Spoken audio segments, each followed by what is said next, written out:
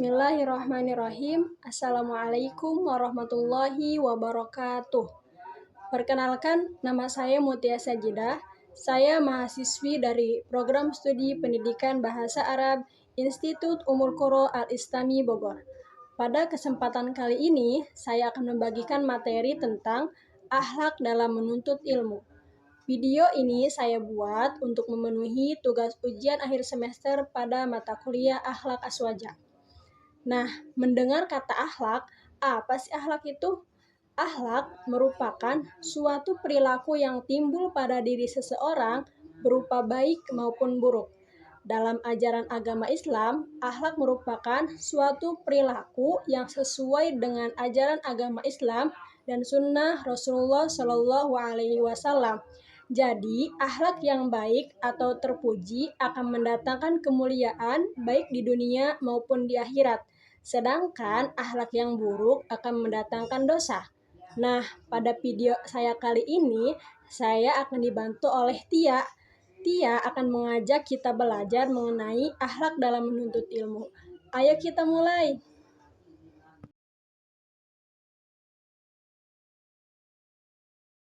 Hai semua, nama saya Tia. Di sini saya akan mengajak kalian untuk belajar mengenai akhlak dalam menuntut ilmu. Sebelum itu, ayo kita masuk terlebih dahulu.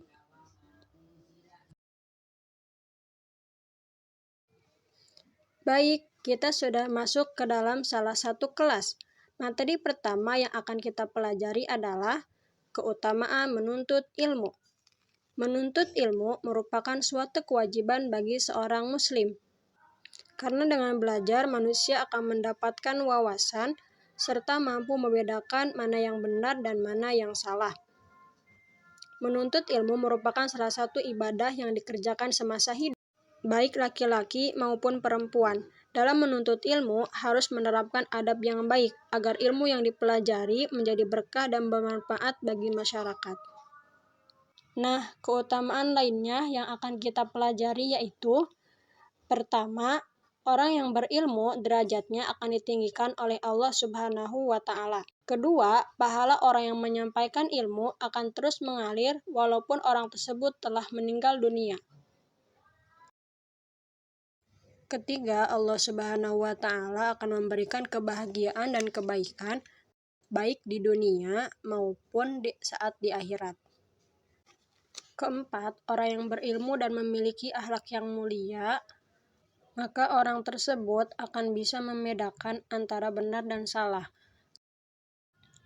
Kelima, ilmu itu seperti penolong saat dalam kegelapan, kebodohan, dan kesesatan. Keenam, Allah Subhanahu wa Ta'ala akan memudahkan jalan menuju surga bagi orang yang bersungguh-sungguh dalam menuntut ilmu.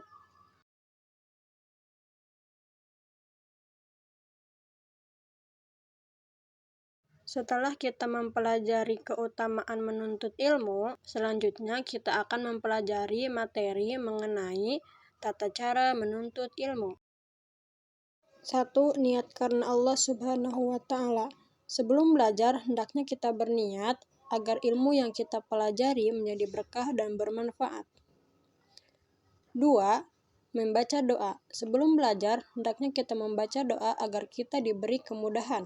3. Bersungguh-sungguh. Kita harus bersungguh-sungguh dan penuh keikhlasan agar kita memiliki jiwa semangat untuk menambah ilmu. 4. Menjauhi kemaksiatan. Seorang muslim dilarang mendekati dan melakukan kemaksiatan agar kita bisa fokus dan ilmu yang dipelajari menjadi berkah.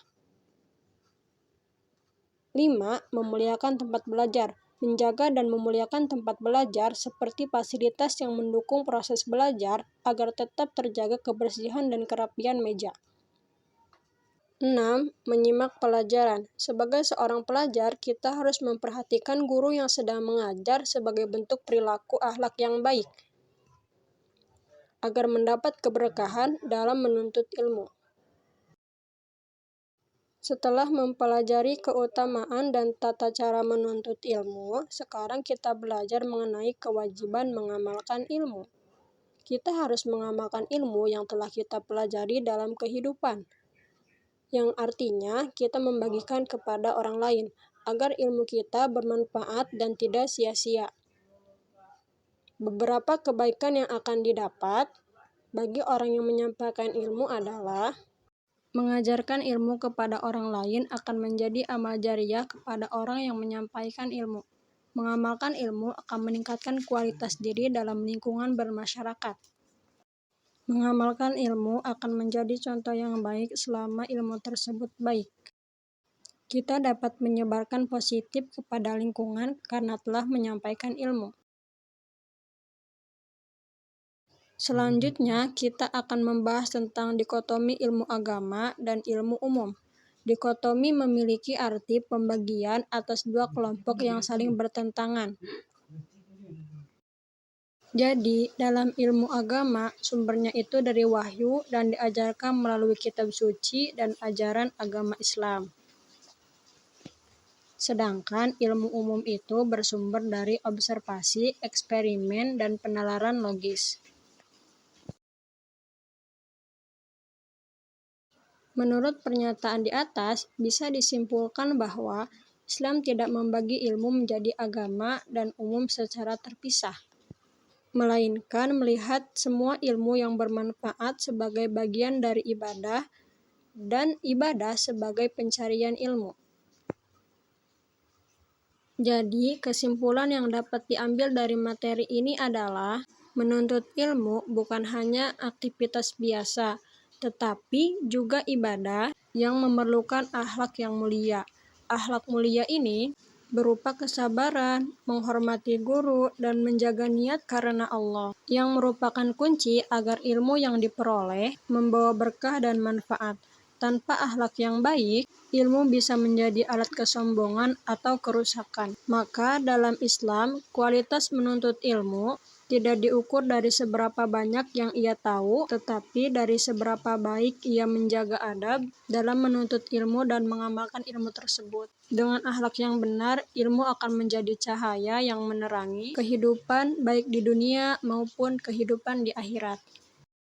Terima kasih telah menonton video ini. Semoga video ini bermanfaat bagi kita semua ya. Jangan lupa untuk selalu menerapkan akhlak dalam setiap kegiatan. Salah satunya dalam menuntut ilmu, agar ilmu yang kita dapat bermanfaat baik untuk diri kita ataupun orang lain. Saya akhiri. Wassalamualaikum warahmatullahi wabarakatuh.